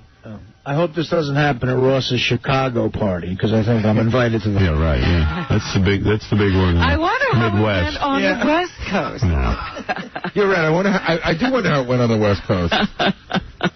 But Melissa's calling people all week, and we got to go here, we're going here, here's where the party is. I mean, I thought it was a little weird. I did too. I said, my wife said, you know, what's tonight all about? Should I bring some money? And I said, no, I think Ross foot in the bill, but we always have a credit card if we need it. Right. Just in case, you never know. Yeah. Well, especially me and you, we those record company dudes, you know. They should be treating us. They're supposed to be, I don't know how this happened. Yeah, you're paying for record company dudes and program directors. Yeah. Again, you know, I don't have it in for him, but all day yesterday I just kept thinking I treated Ralph to no book. Yeah, Ralph, I don't mind. I treated the president of several record companies that I never even met. Yeah, forget Ralph. Ralph hasn't paid for a meal at Nobu ever. You know, I wish I could go to Nobu and eat for $40.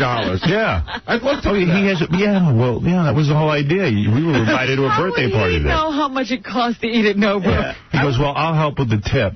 Yeah, and he was throwing 20s in each little... But in the meantime, we've paid for dinner. The only person making out is the waitress. Why is he only paying for tip? Yeah. $40 at Nobu. That's I mean, you can't get away with that at Wendy's. Yeah, it costs that to cross the doorstep.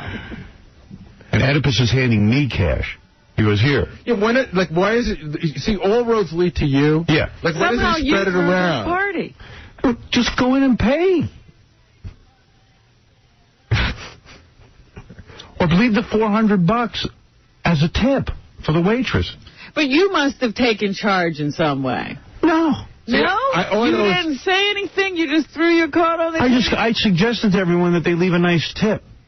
Yeah, all I know is... You took charge. I said, I hope people are leaving... Yeah, exactly. I said, I hope people are leaving a nice tip. And then the Oedipus... Oh, yeah. Oh, man. I missed that. See... My wife said to me... He goes, oh, next time I'll get dinner. I go, I'm not going to dinner with him again. When's that ever 2012. Yeah.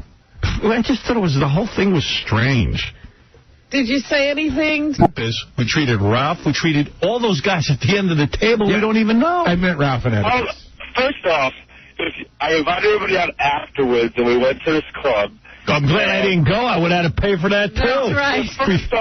First off, it cost me $1,200 to buy the bottles at the club afterwards. So, Dude, I didn't tell you to have a birthday party. You invited me to a birthday party. You invite me. Gary and I had the same thought. We looked at each other this morning and go, how weird was that, like, at the end of the night, and then, Ross did the thing, oh, no, let me get it. You know what? The bill never should have come to the table. I think I'm a very generous person. I felt bad that everybody threw their cards in. There have been plenty of birthdays and plenty of other Guess times. what, by the way? I'm more than happy to pick things up, and I'm sorry. I'll send everybody a refund, or next year it's a Mickey D's, and I can pick it up. Put me down for $500. Wait a minute, didn't you buy him a gift, too? Yeah. Because you thought you were just going to I thought he was having us to a dinner party. Okay. I'm sorry. And then he orders up a storm. There was so much leftover food. And poor Mary Delabate doesn't eat sushi. She didn't have anything to eat the whole night. You know what? That's the other thing. And guess why? Oh, by the way, Ross, guess why she didn't even order any food? Because she said, this is Ross's party. It's a set menu. I'm not gonna start ordering things. It's wrong. I sat there when I put the order and I said, does anybody have any special needs? Is anybody a vegetarian? I said that to the table. You should have. But we were paying for it. They should have gotten menus. Yeah. Everybody happy now? I'm very sorry. Gary, come on. Don't leave me hanging. I got to tell you something. I didn't expect to pay, but my big issue is not about paying because Ross is unbelievably generous to me. That's right. My bigger issue is I was surprised that we paid. My bigger issue is that it really should have cost me about $200 and it cost me about $400 because some people at the table didn't pay. All the big presidents of the record company that were sitting there. You could decide to pay or not, I guess. He put in his card, and my porter put in his card. Yeah, and I think one of the cards got kicked back. Yeah. But I know that Ralph didn't pay.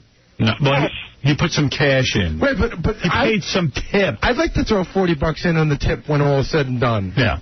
Oh, that's Ralph. Yeah. It helps the waitress. It doesn't help me.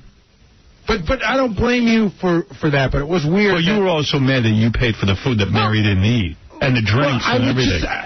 Gary, you could have said to me who it was. Ross, I was so drunk, I didn't even know. I didn't even know what happened until I got home. Mary started bitching when they got home.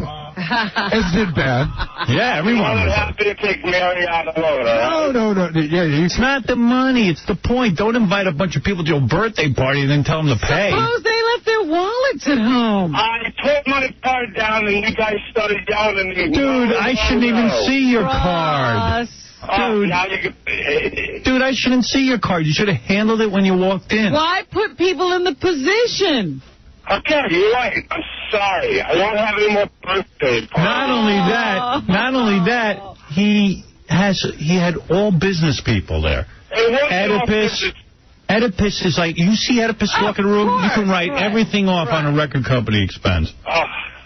He's got the president of two guys who are in the record business, I know that. Right, the one guy that did the Beatles album. Yeah, we're hearing all about his Beatles album. Does he put his credit card in? No, Mr. Beatles I'm paying for. And I'm a radio guy. I'm supposed to get my ass kissed by Ross.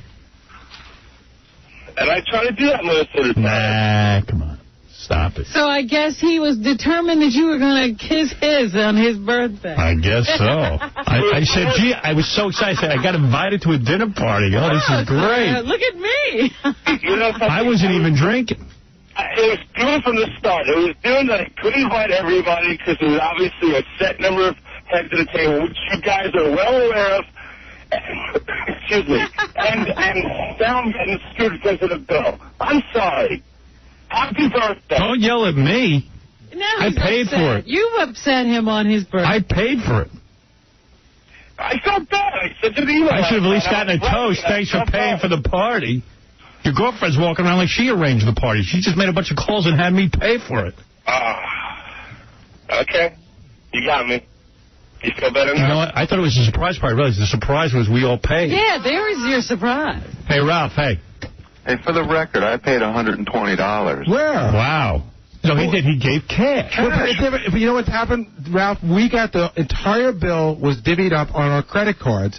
So your cash just sort of laid on the table and got taken as tip or something. Yeah, thank God. Well, I put it into the things as tips.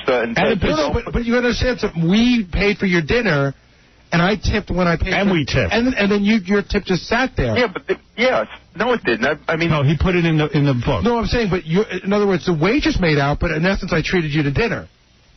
We just want to be clear that we treat. But Oedipus could have left the cash on the table for the waitress. He didn't even do that. See what happened, Ralph? When you didn't put down a credit card, they just divvied it up with the credit cards. They don't know that you were one of the guys paying. But in all fairness to everybody there, I'm not just going to throw my credit card. No, but you say, hey, I don't know what I'm paying. I'm not rich. Well, we did it. Oh my God! So you have a credit card? I thought you didn't put money in. Oh, he has a credit card. I'm just not going to throw. I'm not just going to throw a credit card in a pile, not knowing what I'm going to pay. So sorry, I'm not rich, man. Neither am I, but I paid for you. No, you did. Yes, I did. Why you? Why? Because they took there were 6 credit cards in there. They took the entire bill and divided it by 6 couples.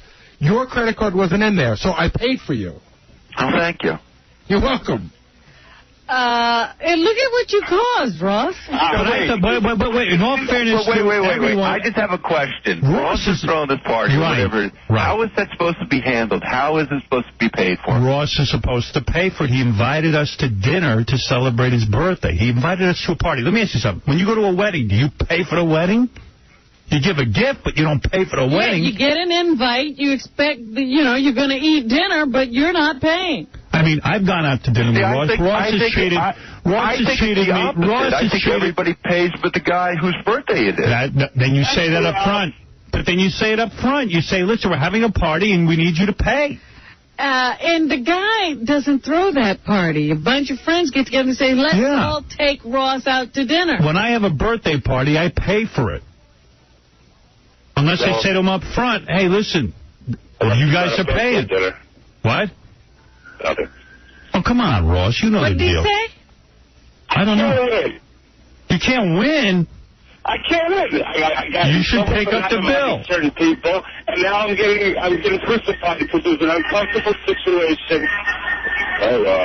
Yeah, but now Gary went to your birthday party and he's fighting with Ralph about it. He shouldn't have to fight. It should be like, he went to a party. You threw a nice party. No, but I got to tell you, my big issue really is with Ralph in the sense that, like, everybody put their credit card down. Why wouldn't you? And how would the waiter know how to split it up if you're not offering to pay? I was offering to pay. How? I said, how much do I need to pay? It's a pretty direct question. Yeah, but after the credit card thing happened, you don't need to pay anything. We all got it. Ralph only wanted to pay for himself. He didn't want to contribute any to Ross's meal. Right, exactly. In other words, only what he owes for his meal. Right. No, how much is everybody How do we paying? know? How do we know? Why don't you go find out? You should have said, okay, we're treating Ross and Melissa, so now there's 15 of us. I want to pay $115. Yeah. Yeah, you look at the bill. You say, all right, this is how much it is ahead. So that's what I'll pay ahead. Here's my credit card. Put me in. My point is, why are we sitting and arguing about this? Ross threw a birthday party. I didn't tell him to throw a party. This is not what the party should create. And I don't want to pay. Why do I have to pay for Oedipus and all his business friends? I actually figured it out, right? It came to... They didn't even chip in, and he's a record company guy. It's not true. No, here's what I figured out for Ralph to hear. It was $310 it cost me. Had you included Ralph... Wait, what are you saying, Gary? It was $310 for a couple, right? If I included... Well, weren't they great conversations? Were you working on this all weekend? No, I just looked... I woke up and I was like, Jesus Christ. What happened to me last night? You got raped. You know, Ralph's mocking me, except if you were on the other end of it, you'd be screaming like a baby. Right? You'd be pissed. But that's the point. I mean, that's why I didn't throw my card in there. Right, but look at Ross. I got to pay some random amount. But look at Ross. He invited you to a birthday party, and then without telling you, he has you pay, and then he's throwing fuel on the fire. And then sitting there at the end of the table are all his record company guys who are his business expenses, and Oedipus, who is his business expense, and technically me and you are radio guys. Did I not say to you I put my card down? Dude, you shouldn't put me in that position. Wrong. I should have told him to give me the check before it came to the table. So when it came to the table, I put my card down, and you guys said, no, until you get back. Of course, I didn't say no. I didn't either. You had no money. Who, by the way, didn't give it. Who didn't pay a dime? Oedipus the Schnurrer. Oedipus came up to me afterwards. He goes, next time I'll get it. When am I ever going to see you again? But the point is, if you're the host of a gathering, you're supposed to take care. You know. All right, I learned my lesson. Is that a check is going to come at the end. See, Gary, last time you were upset because you weren't invited to a dinner. Now look what happens when you get invited. See what happened? By the way, Melissa invited all these people. We assumed she was throwing a party. We did afterwards, but you guys didn't come. Whatever. Oh, that wasn't the party? No. I'm trying to find my way out of Ross, it was a Schnurrer party, I'll tell you that. Okay, so next year, they'll come and I'll have a new set of friends. I had a great time. Next year, have a party and pay for it, or don't have a party. Listen, me and Ross go out all the time. Sometimes I get the check, sometimes he gets the check. We're friends. But don't invite me to a party. It's bad form. Somebody should have come up with this idea for him.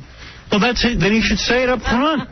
Or bill us up front. And by the way, let us know we're paying for it. Let us know we're paying for it so that Mary Delabate can order what she wants. I have a phone call to her to say I'm sorry. Yeah, call her up. I got crap from Josh saying, how come I wasn't invited to the dinner? It was classless. All right. The first time, I'm sorry. Yes, I'll be expecting my apology call quickly, too. You really should have put your credit card down, Ralph. You really should have. Oh, get out. It'll be a cold day in hell. So, in other words, Robin, you think I'm right and insane to believe I'll ever do it? Forget it. But that's not true. I pay. Yeah, everybody's coming to your defense. Exactly. Come on, Robin. I thought you did it before. Whatever. Oh, please. I'm just not throwing my card into a pile of craziness. All right, thank you, Ralph. Cheap ass. How about that birthday party Ralph threw for you? Oh, no. Christmas party. Oh, the one where I paid? The Christmas. Yeah. What? The Christmas party you threw, Ralph. You mean the one where Ralph invited everyone to Mercer Kitchen and I paid for the whole dinner? Yeah, that one. That was a great one. No, what are you talking about? Remember you said to me, you were sitting in my apartment, you said, you know, I'd love to get a bunch of people together to go out to dinner, and you did. And oh, you mean before Christmas? Yeah. Yeah, we all went out to dinner. It was a Mercer Kitchen, and then, of course, the bill came, and I paid for it all. I should have paid for that? You got people together. Oh, man, you're crazy. You know, you rich people, think, hey, I'll pay for everything. I don't see that. I didn't see anyone reaching for the bill. You said you were inviting a bunch of people to dinner. I showed up. I said, let's get a bunch of people together before Christmas. Yeah, that means Howard pays. That means I should pay for it? I think that what Howard's saying is nobody else at the table knew that they should put it in, so Howard was so embarrassed. Why I'm not going to sit there all night. People think it was a free meal. Why is everybody going out to dinner not expecting to pay? How come nobody chipped in? Let me say this. I got the call from Ralph. I thought Ralph was inviting me to dinner. I know. Or say up front, listen, we're all paying. Right, let's get together and go to dinner. We'll all chip in and we'll pay. But the bill sat there at the end of the table. It sat and sat and sat. So I took it and I paid. What am I going to do? I'm not going to sit there all night waiting for somebody to pay. Or wash dishes. But I don't remember what happened. But when a guy... I'm going to stay home and eat. But when a guy... If you do that, you'll starve. Disgust me. I can't take him. I hung up on him. But Ross makes a birthday party and then tells everyone to pay. You know, went to a dinner before and you invite the people out and everybody goes, at dinner, you know, check comes and people split it up. Never happened before? No. Jeff, you're on the air. Thanks. Howard, you know, my understanding is the way it usually works is whoever's paying for the party gives their card to the head maitre d' before the party even begins. Of course. And you just say, everything's on my tab. So even if anybody else tries to give a card, they go, nope, it's already been taken care of. Ross pulled the move at the end. The check is sitting there. Everyone puts their credit card down. He goes, oh, no, I don't feel comfortable having everyone pay. And then all of a sudden he goes, oh, okay. That's the beginning. Of course. Before it even starts. We shouldn't even go through that. Even though Shanko and Annie ask Robin, Robin knows how to pay for a party. Of course. Thanks, but the point is, though, if you're making all of the decisions, you're ordering all the food, you're really responsible because you can't spend other people's money like that. You can't take money out of people's pockets. I was like, wow, this is like a really good party. I mean, he's throwing some party. Should see what's going on here. Little did I know I was throwing the party. That's right. You didn't realize you threw such a good party. Yeah, I'm like, wow, I'm a real sport. Hey, Robin, stop it. You weren't invited. Look at what I missed. All right, thank you for the invite, and happy birthday. I'm going to go make friends sweat next dinner so everybody else can pay. Goodbye. All right. Believe this guy? And then he's mad at me. I love it. Everyone was saying it. Yeah, you're wrong. Oh, yeah, for bringing it up. Yeah. You should have paid and been happy. Should be gracious. Yes. Thanked him for that opportunity. Unreal. What exactly is a schnurr again? A schnurr comes from a mishkeit. I love that word. Now, a schnurr is like a guy who, you know, finds a way for everyone to pay for his birthday party. Schnurr. Usually that's Ralph, but today it's Ralph. Right. Take a break. We'll do the news. All right. Hello, my name is Fiona Apple. I'm a sensitive singer-songwriter. I write songs about my personal pain. I write songs about what I feel in my soul. And you are listening to a man who feels nothing and has no soul. Howard Stern. So from high atop the Howard Stern building, it's Howard Stern on the Stolen Vehicle Police Recovery Network. It's the Howard Stern Show. Starring Howard Stern. Now, here's your host, Howard Stern. Hey-o.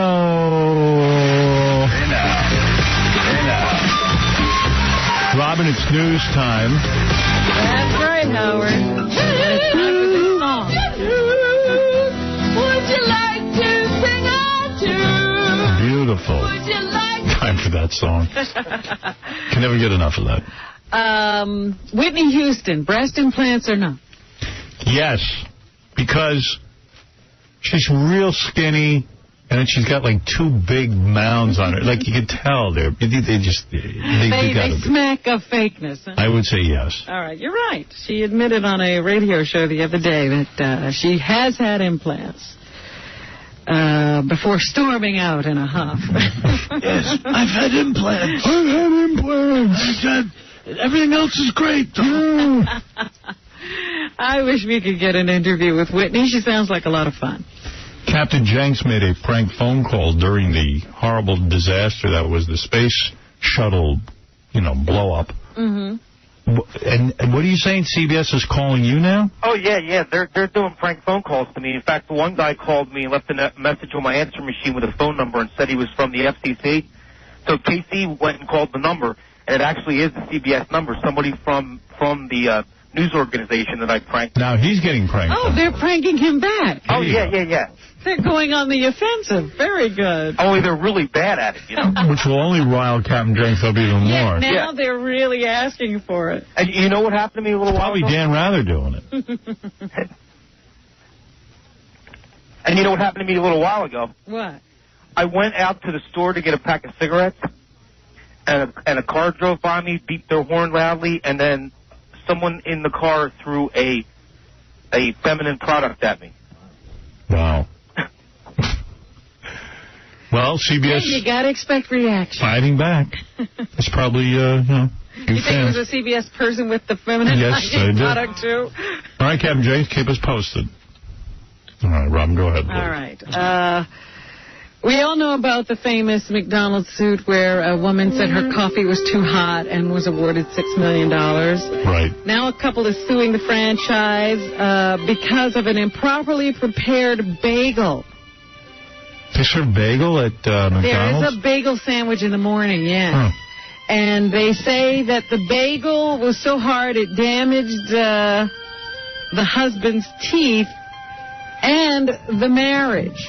So the couple is suing. John and Cecilia O'Hare sued Friday for unspecified damages more than $15,000.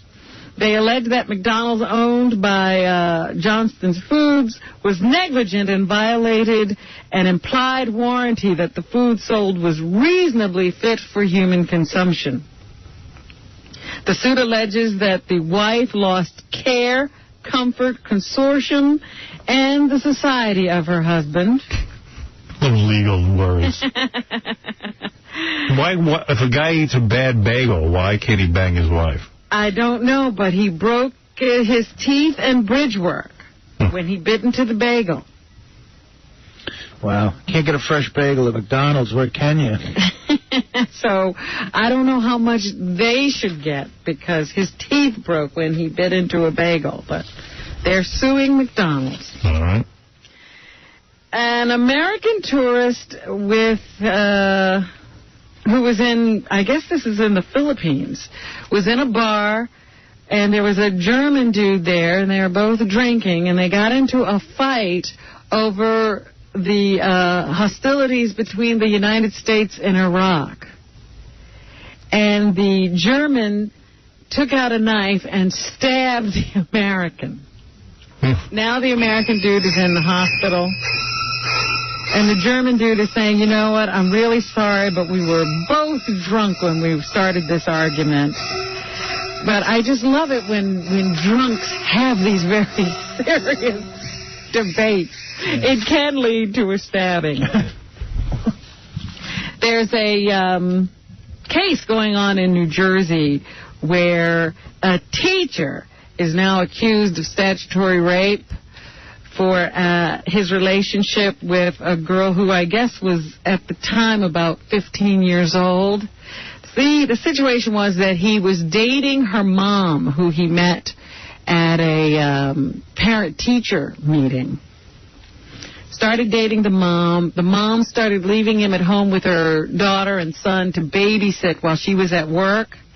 And I guess that's when the relationship started with the 15-year-old. And then he dumped the mom and continued to see the 15-year-old. And I guess the 15-year-old got a little upset when it didn't lead to marriage. So now he's in court and he could get 4 years in jail. The prosecution is saying, look, this was a terrible case of a man taking advantage of a little child, and the defense attorney is saying this was consensual sex, and, you know, people just didn't like the outcome when, you know, things didn't go the way they planned. Kid was 15. I don't care what. There's nothing consensual. Absolutely. But that's what they're arguing, that there was no rape here. The guy was just, you know, he's a victim of these two women that he didn't want to spend the rest of his life with. So. Yeah, well, he's missed the point. It is a rape. Because she's 15, and he's supposed to be messing with a 15-year-old. As a teacher, you'd think he'd know that. Yeah. Not to mention he's a teacher, you know. He didn't know she couldn't consent. Jesus. Steve-O gave another great performance the other night. Sorry I missed it. He was at B.B. King's entertaining an audience. He started, I guess, yelling at the audience and then promptly took the knife and sliced his lip and had blood flying all over the place. Then... the guy from Jackass. Yes. He's like a Buddy Gallagher. Oh, my gosh. Then he lifted a woman's shirt with her cooperation and slapped her breasts around. With her cooperation? Yes. You know, she said, yes, go ahead, lift my shirt. And then I guess he did, like, speed bag with her breasts. For his finale, how do you wrap up a show like that? Defecated, tell me. For his finale, he told women in the room to take off their bras and underwear and throw them at him. Some did, and he then proceeded to staple the lingerie to parts of his body. Whoa. It is nuts. Say what you want. Sounds like the coolest show ever. I would say so. He is crazy. It is cool, though. Yeah. He's nuts. He's really nuts. You know, people pay $50 for a lot worse than that. I'd go see that show. Why not? It sounds like a free-for-all. Chicks throwing their clothes off, him stapling them. I mean, I don't know. I'd go see that. Head over there. What the hell? You just got to figure out what his schedule is so you can go see him. Right. The Groundhog Day happened yesterday, and of course, the groundhogs did see their shadow, which means 6 more weeks of winter. Oh, I can't wait for it to be over. It has just been the worst winter here in New York. And, horrible. you know, we're supposed to have some mild days here for the next couple of days. Then it's supposed to plunge right down. No. Yeah. You know who also saw his shadow? Who? Dominic Barbara. He makes a shadow. He casts shade everywhere he goes. Ben Affleck has figured out why we are so fascinated with his romance with Jennifer Lopez. Because he's a multi-millionaire movie star, and she's beautiful, and he's rich and beautiful. And... Nope, that's not it. What is it? It's because of race and class. Yep. Okay. He's white and she's Puerto Rican, and that's politically incorrect. Well, then why were we fascinated with... J-Lo before? Yeah, in her previous marriage, which was a big... Because he's an idiot. Well, I was going to say, it is Ben Affleck trying to figure all this out. Who even knew he was white? Isn't that politically correct, though, for interracial It's politically stuff? incorrect to say that's why we're fascinated. Oh. By the way, J-Lo's about as Hispanic as I am. I mean, let's be honest. The only time I know she's Hispanic is when she's in the movies. She makes a point of pointing that out. Yeah, they tan her up a little bit. And they put her in, like, Made in Manhattan. Hey, this will interest you. You're a betting woman. Yes. I remember I was talking about there should be a betting line on whether O.J. will kill his daughter. Yes, I remember that. BetOnSports.com, they've done it. Here it is. What's the line? I'll tell you right here. Okay, if it's established by a court of law that O.J. Simpson murdered his daughter, Sydney, before 12/31/03, the end of 2003, if you bet $100, you get $12,000. Wow. I believe it's it. Which is an interesting bet, but I think there's a better one on here. Will O.J. Simpson go to trial for the murder of his daughter, Sydney Simpson, before December the 3rd? So whether or not there'll be a trial. Put down 100, you get $6,000 if there's a trial. That's better, yeah. This is interesting. Will it be established by a court of law that O.J. Simpson sexually abused Sidney? Oh. It happens. If yes, What a line. you can get $4,000 for your $100 bet. What bet? It's just an odd thing to root for. Now, here's one that I would bet on. I wouldn't bet on any of the previous. Will O.J. Simpson go to trial for physically assaulting Sidney Simpson before the end of 2003? If you say yes, bet $100, you can win $300. I would love to. And if you say no, and you bet $100, actually you got to bet $500 to get $100. So, forget the no bet. The yes bet, I mean, they're dangerously close to that. She's already calling 911. You know, it took him years to work up to killing Nicole. But I'm just saying, forget the killing. What about the assault? Yeah. Well, I could see her coming into town with a black eye and stuff and then calling the police and saying, O.J. beat me. I just don't like to take any of those bets because, you know, I just hate that she's in that situation. I don't want to profit from it. But I might take the $300 on that one. I mean, I should bet to assure it won't happen. There you go, Artie. Yeah. There you go. But I like the bet with the, you know, physically attacking her, but you need more than $300 back. That's $200. I would take the bet I would be interested in is if she'll make another 911 call this year. Yeah. That's probably even money because we know that's going to happen. Absolutely. That's the bet I want. Well, anyway, there it is. You can get in on that on Bet on Sports. All right. Courtney Love is acting a little weird, according to Page 6. No. Really? Yes, they say that she's over in Hawaii, I guess, staying at a hotel there. And she's going to some benefit that Elton John is throwing in London. And so she spent the entire night calling all over the world looking for dresses for this event and explaining to people how important it was that she look right because she'll be singing in front of the effing Queen, and, you know, she doesn't want to be made to look ridiculous. The effing Queen. Because, you know, Sinead O'Connor can look ridiculous, but she can't. And she just went on and on and on, and they're saying that she spent all night doing this. They say here, our spy said, I can only say I hope she wasn't sober, because if she was sober, she's certainly crazy. Oh, she's crazy. Meanwhile, they say that she set new standards for skankdom a couple of months ago during a photo shoot for England's Q magazine. She stripped off all of her clothes during the shoot in a London hotel, then went outside and plopped down naked on a road. I saw the pictures. Yeah? So she was in a car, and she's in her panties. Well, yeah, that was the one they finally wound up publishing. Yeah, I saw that. She was naked on the road. By the time the shoot was over, Courtney had set fire to things, poured champagne over her head, had her bikini line waxed in a room full of people, and then wound up in the taxi cab with her underwear on. She's a fun gal. I tell you. The skank meter hits red. And back here at home, they have found the 7-foot dinghy those 4 kids perished on about a week ago in Long Island Sound. They said it was a 2-person dinghy. It wasn't meant to hold that many people, and it certainly wasn't meant to be out in the open sea. So there's no way they should have been on that boat in that number in that area at that time of night. So big mistake. Everything was wrong. Now, of course, we are in the position of now having our space program suspended because of the shuttle accident this past weekend.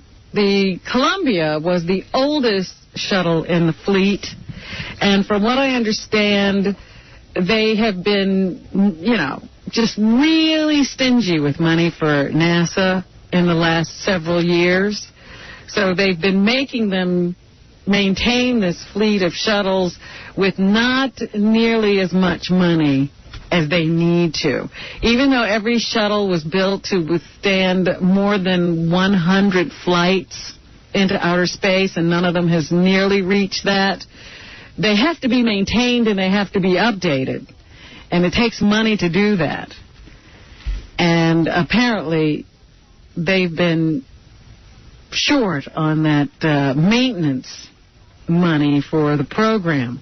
So now the program is suspended, and an investigation will take place, and a commission will be impaneled to determine exactly what happened and why 7 people lost their lives. 7 brave, courageous, and probably the best among us are gone. One of the NASA spokespeople, the shuttle program manager, Ron Ditmore, gave some information on the preliminary investigation as to why the Columbia fell from the skies. He says Columbia developed problems on its re-entry prior to the breakup. B2. All I know is to the point that we lost communication with we were seeing a drag causing the vehicle to roll to the left. The flight control system was commanding surfaces to get the vehicle back to where it believed it should be, more to the roll to the right. They say that this is the second time in a shuttle launch that some foam has come off of one of the rockets or something, some engine that is on the shuttle, and hit a piece of the shuttle as it was taking off. This time it hit a part of the wing where apparently a lot of this problem with increasing temperatures seems to have occurred, yet a lot of, the people in NASA are saying don't necessarily blame that foam. It shouldn't have done that. Ditmer denies that the insulation that struck the shuttle's left wing on takeoff on January 16th seriously compromised the shuttle's integrity before. All I know is to the point that we lost communication with the vehicle. There was not a problem that was indicated on the data or in the voice communication. I didn't even know there was a shuttle up there, to be honest. That's what they were saying. If you talk to most people in America, nobody would know they were up there. We've gotten to the point where these things appear to be routine, but those people are sitting on rockets. And it's always dangerous. Yeah. So, there you go. I don't know that was the right clip. You got one more, you want to hear it? That's the one I wanted, B4. Our technical experts believe the debris that hit the orbiter was inconsequential. It was not going to represent an impact to our flight control qualities or our safety. That's what they believe, but they don't know. Meanwhile, they say there was no way for the astronauts to even take a look at what damage might have occurred when that piece of insulation hit the shuttle, because they didn't have the robotic arm on the shuttle that, they use to do things like that. They didn't need it for this flight. There would have been no way to look and no way to repair it if they had seen something, but they couldn't even see if there was anything there. We got to take a break. We'll be back right after these words. What do? Do you swallow air with your ass? Swallow air with your ass? You're listening to The Howard Stern Show. All media. I think part of that success is due to everybody being curious. Ladies and gentlemen, Howard. Let us finish the sentence. All right, some of our promos I don't understand. I wasn't listening to that one. You're lucky. You would have been very disappointed. Robin, get us out of here. Come on. All right. There is debris that has fallen over at least 3 states from the shuttle Columbia, and they are sending out men on horseback and tracking it by satellite because they want to collect everything they possibly can.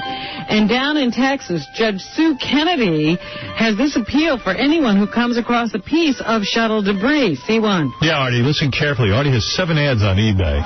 Please do not commandeer any parts of the shuttle. NASA desperately wants to get those back. She also urges you not to touch a piece of the shuttle debris. You could become very sick.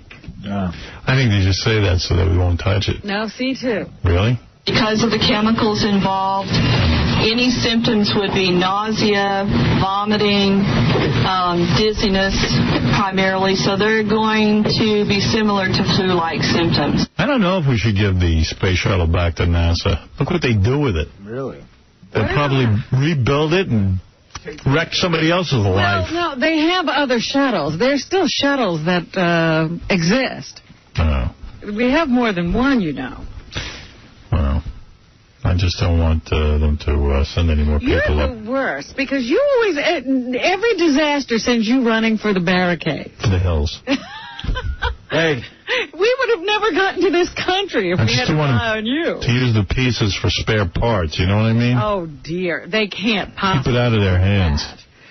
But they do say that, you know, the shuttle gets washed down every time it lands because of those chemicals that are on it. So you really shouldn't be approaching any of the debris. You should call someone and have them come out and get it.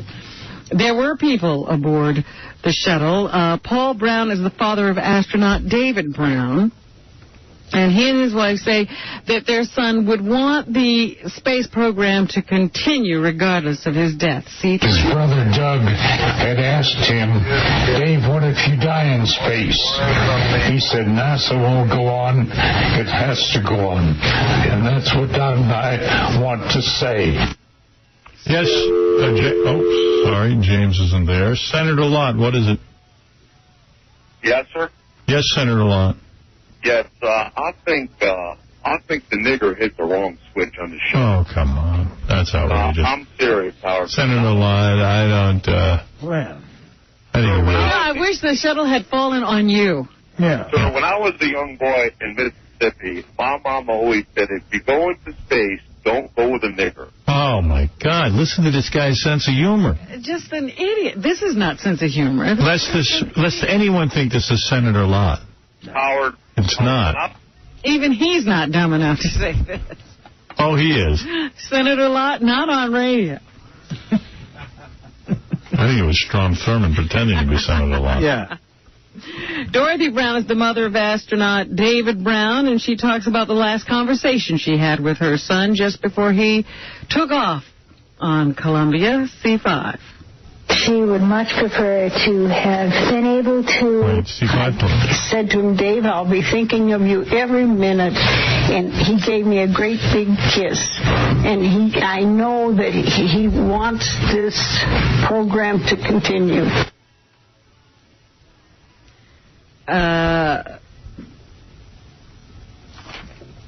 This is Marjorie Brown, who's Laurel Clark's mother. She was also on the shuttle, and she says Laurel would have liked to have helped raise her son into adulthood, C4. She would much prefer to have been able to help her son become an adult, because she wanted him to be as caring and loving as a human can be. These people are such good people, you know. They're incredible people.